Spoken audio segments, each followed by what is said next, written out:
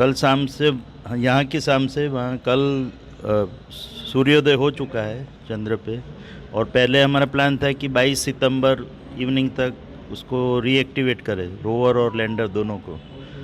But अभी कुछ कारणवश अभी हम कल करेंगे 23 सितंबर को। सो 23 सितंबर को फिर से लैंडर और रोवर को स्लीप मोड से बाहर निकाल के रीएक्टिवेट करने का प्लान है। Hello everyone.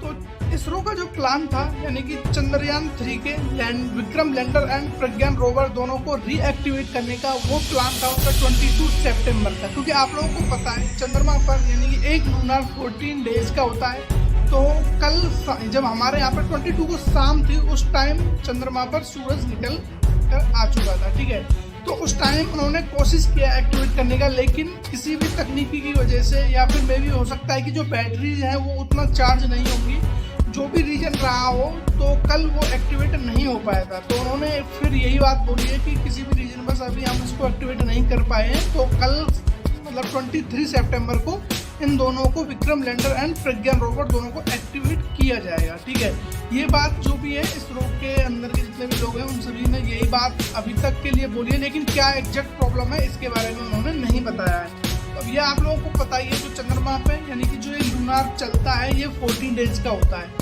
और जो यानी कि 14 डेज से हमारा जो भी प्रज्ञान रोवर और विक्रम लैंडर दोनों ही स्लीपिंग मोड पे थे, क्योंकि वहाँ पे उस टाइम रात चल रही थी। और रात में क्या है कि वहाँ का जो टेम्परेचर है बहुत ज़्यादा माइनस में होता है, और वहाँ पे यानी कि जो बैटरीज है उसमें जो लगी हुई है उनको चार्ज करने के लिए वहाँ पे सोलर सिस्टम का कोई भी फैसिलिटी नहीं है रात को, क्योंकि वो सूर्य की जो किरण आती है उनसे ही बैटरी चार्ज होती है।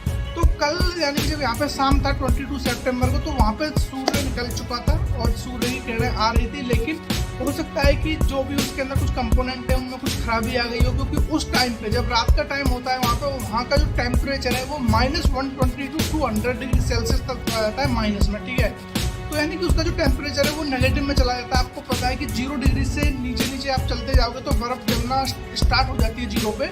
तो वो -200 डिग्री सेल्सियस का टेम्परेचर में एक आपका ऑब्जेक्ट है जो कि पूरा मतलब कि वो एक तरीके से इलेक्ट्रॉनिक कंपोनेंट से चल रहा है पूरा। तो अब आप सोच सकते हो कि उसमें एक छोटी सी खराबी होने से भी कितना बड़ा इम्पैक्ट पड़ सकता है। तो कल कुल मिलाकर बात ये है कि कल उनका कॉन्टैक्ट है वहाँ से नहीं हो पाया है, न तो विक्रम लैंडर से न प्रज्ञान रोवर दोनों से।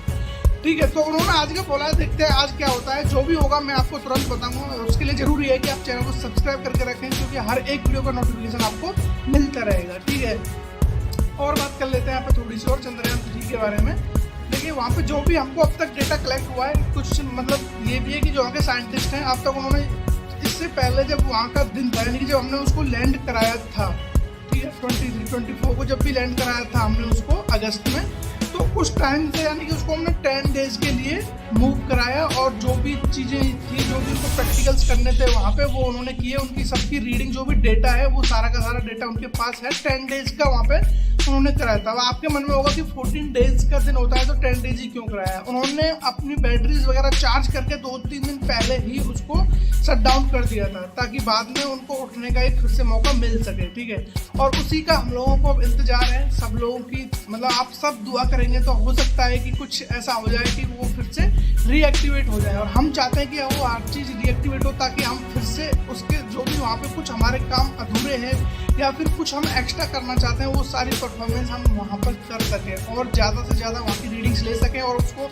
और ज़्यादा स्टडी कर सकें कि उस मून पे आखिर है और क्या क्या चीज़ है। ठीक है, तो इन सब चीज़ों के लिए उन्होंने उसको बचा के रखा था, और अब उसी के लिए उनका जो भी प्रयास है वो जारी है। और आज देखते हैं शाम तक ये जैसे ही रीएक्टिवेट होता है तुरंत आपको यहाँ पे एक वीडियो क्लिप मिल जाएगा। और उसके लिए ज़रूरी वही है, मैंने आपको बता दिया था कि चैनल को सब्सक्राइब करके रखें, क्योंकि ऑलमोस्ट अपने 1K सब्सक्राइबर होने वाले हैं।